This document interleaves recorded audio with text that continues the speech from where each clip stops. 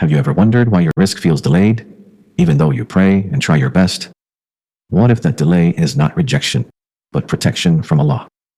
Many believers silently struggle.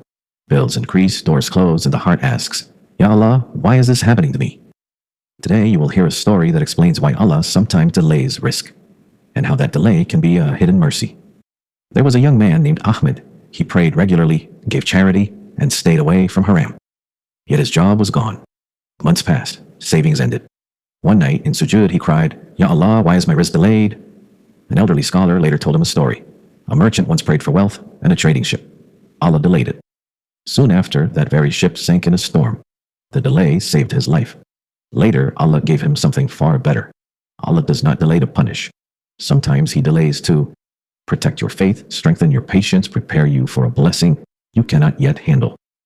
What arrives too early can destroy hearts.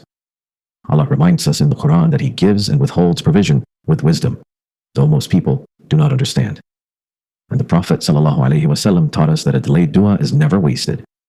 It is either answered later, saved for the hereafter, or used to protect us from harm. If your rizq feels delayed today, remember, Allah sees what you cannot see. Delay is not denial, it is direction. Stay patient, keep striving, trust Allah completely. Oh Allah, grant us halal rizq, strengthen our sabr and tawakkul, and open doors we never imagined. Ameen.